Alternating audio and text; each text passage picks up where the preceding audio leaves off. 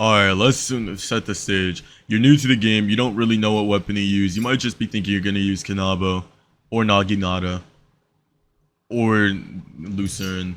But you end up choosing something different because, I don't know, I guess you just like using the weapon. There's nothing really wrong with that.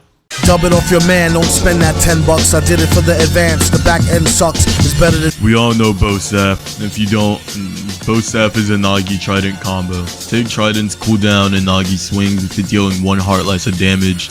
And that matters a lot when it comes to the playstyle and how you work in disadvantage and advantage. Despite the fact that I personally heard that Bosaf is bad or okay, then how come do I hear that it's annoying or spammy? The spamminess comes from the cooldown, and said cooldown, just like the title, allows for aggression beyond comprehension due to said cooldown. Quick editor's note: in the making and process of this video, there was an update where the halberd, I'm pretty sure, got buffed.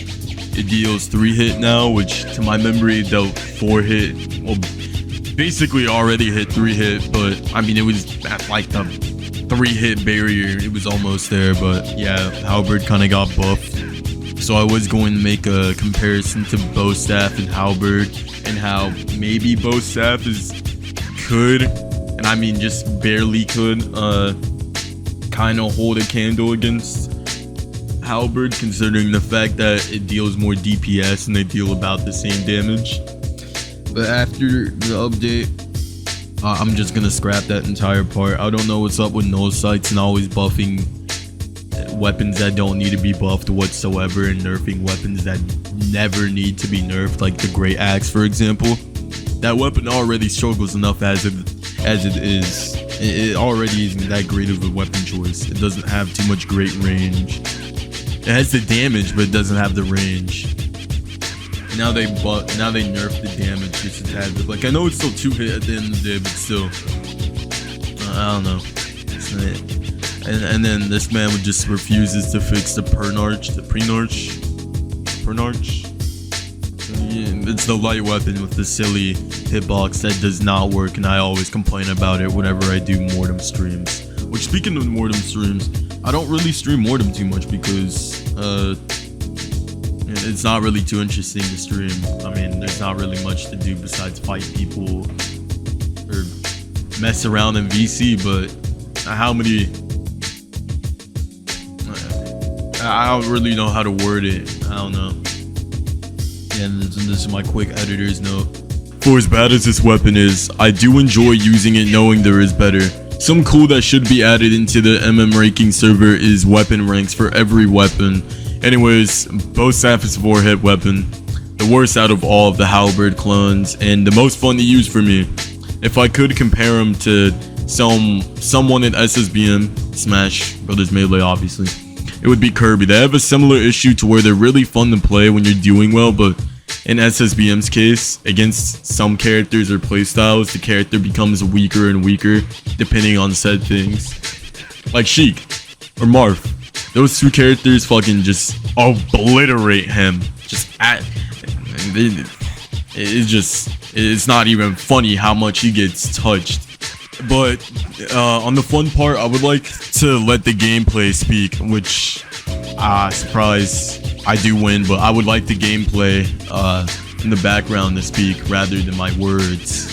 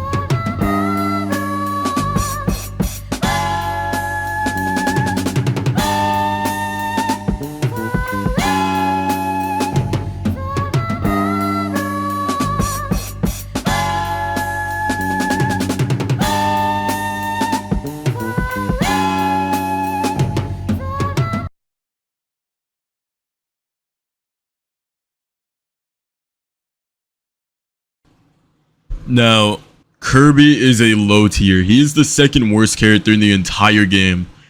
Funnily enough, he actually had a very big, let's just say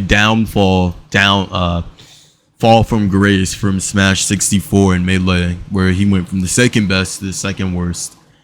And the reason why I say Sheik, despite the fact that Sheik in this tier list is the 5th best character, she's actually one of the worst top tiers in the entire game, funnily enough. But there's always been a thing that has always been agreed upon, and it's that Sheik absolutely decimates most of the characters that are in tiers below her to like just scary degrees, and it's not too fun. And it's more of a skill thing, you know. That match was just a skill issue on their part, but that's all I really have to say. I just wanted to clarify that real quick and come off with my final statements for the entire Smash, for the match, that is.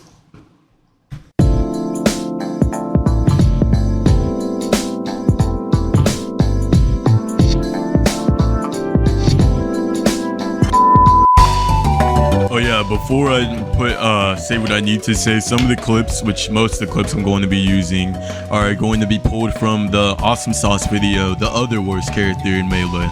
Why? Because I can't get these clips on my own. Let's talk about why Kirby is bad. Kirby has a grab just like any other character, right? Well, his left and right throw can be both mashed out of. They can kill you if you are on a ledge, which no other character has the same issue, which truly takes out an entire option to use, which is throwing someone off stage. The only truly worthwhile throw is his up and down throw. Here we go. Dude, you gotta land that tech, man. Oh my god. It's early timing. Oh my god, he gets the regrab. Hey, all right. Oh my god. None of this is real. That was like... An even up throw isn't even all that good itself. If you're expecting to be able to get a combo off of it, then you're completely wrong. It sends the person at such a bad angle that most of the time you're just really gonna be able to get...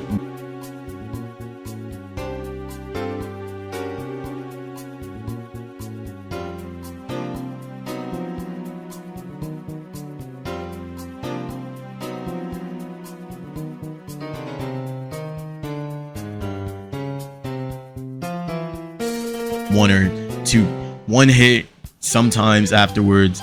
Though down throw is actually pretty good. You can do some combos off of it, which Kirby combos are pretty short, probably shorter than a goddamn I don't even know, man. I'm just short as hell compared to most characters, but it's certainly something, you know what I mean? You can do simple tech chases off of it, or with against some characters you can just punch them and it'll like force them to get back up, and then you can just keep doing that over and over again, except that only works on some characters, not all characters. But why really play Kirby when Jigglypuff does a lot of things similar but better, much better? They both have 6 jumps, but Kirby is way slower than Puff in the air, with his air drift speed, or whatever it was called, being one of the slowest in the game, and Puff having the fastest aerial drift. Despite both characters being very slow on the ground and also being very light, Puff has a lot of positives that offset their weaknesses, like good KO power, back air, what the hell is this? good recovery, all that. So let me just summarize his issues. Slow in the air, slow on the ground, bad grabs, no real KO power besides up air and back air. It's his specials being dog shit, such as side B taking a dozen years to come out with the ground and being okay, I guess, in the air. It is a pretty decent recovery, I guess, recovery tool, but it easily gets punished by literally anything in the game, any button. All right, you could probably, like, within the entire time it takes for him to actually hit you with it, you could clean your room, take a shower, go out somewhere, have a nice wife and kids, and he's still gonna be trying to get it out, and then you're just gonna punch him, and then boom, done. Also, his up air, his up B isn't very good. I mean, it's the closest thing he is to a projectile, but kinda not really. It's too slow. Plus, it doesn't have enough horizontal speed, and it's just all vertical movement. Which the recovery, when he is going to recover, it's very easy to predict when he is and when he's not, and that's why it gives him such a huge problem. And there was one also thing I just did not mention, but his down B is horrendous. It's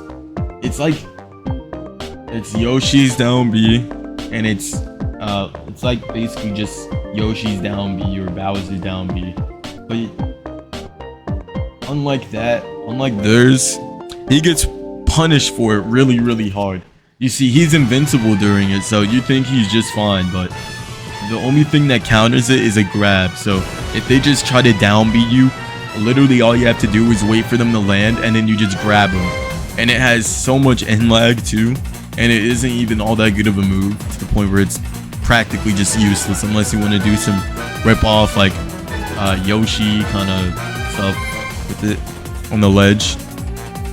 That's kind of why Kirby is bad. Bow Staff is a relatively decent to height weapon. It is an actual skill check. If a decent player uses it and does okay, it means they're decent. But what do I mean by it's a skill check? Well, this weapon relies on your skill and overall core understanding of the fundamentals. This is not a great choice to use as a beginner weapon. It's very non-beginner friendly due to that reason, and better weapons to use overall. And for newer players goes as follows: Kanabos, Whale Handler, and Lucerne, Naginata, Volge, Halberd, everything of the sort basically. Bow Staffs, the main issue will be similar, and something you will notice a lot in this game will be that a weapon is considered weaker due to something like damage or range. Say for instance, Great Axe. Great Axe is a two-hitting weapon. It did get nerfed, but it's still a two-hit at the end of the day. The reason why you won't see that weapon get used is due to the lack of overall range, and plenty of weapons doing the exact same thing but 10 times better. Similar problem to Bow Staff, but unlike Great Axe, Bow Staff is actually strong enough to stand on its own 2 feet and have a playstyle and identity slightly different from his brothers. That being, it's the most Rushdown like. And let me explain how Bow Staff is a Rushdown right now.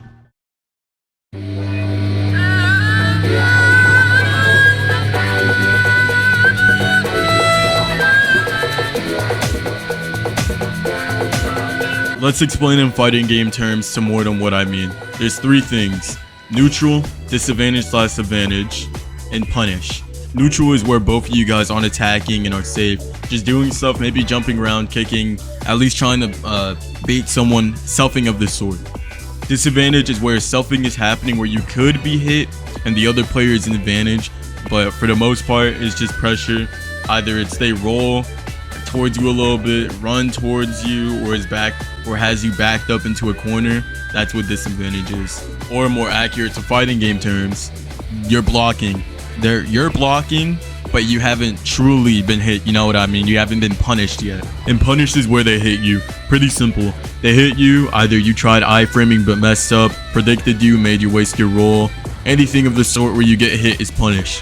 Well, Bow Staff's punish game, when you can get it off, is pretty strong due to the cooldown. The weapon may not do the most damage, so basically a punish for Bow Staff goes as follows. You hit them once, maybe even twice if they mess up an iframe.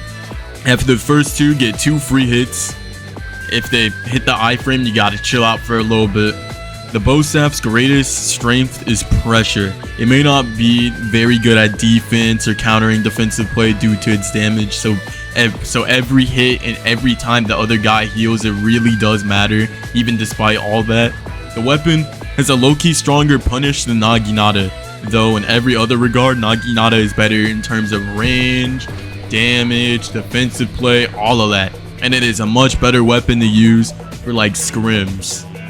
But when it comes to getting extremely aggressive, like when I say extremely aggressive, I mean just going to the rushdown territories, like nothing really does it better than Bow Staff. I know with all that said, Bow Staff sounds like a very strong weapon, but in reality it really isn't. Or if you really want to counter it, just play defensive or passive, really passively, and take advantage of the weapon's shortcomings. Same reason why this guy and why this guy don't use Dr. Mario anymore. I know this was a long video, mainly in part due to laziness, but I really did want to put my time into a video for once after a couple of disappointing uploads, to say the least. Anyways, I'm out.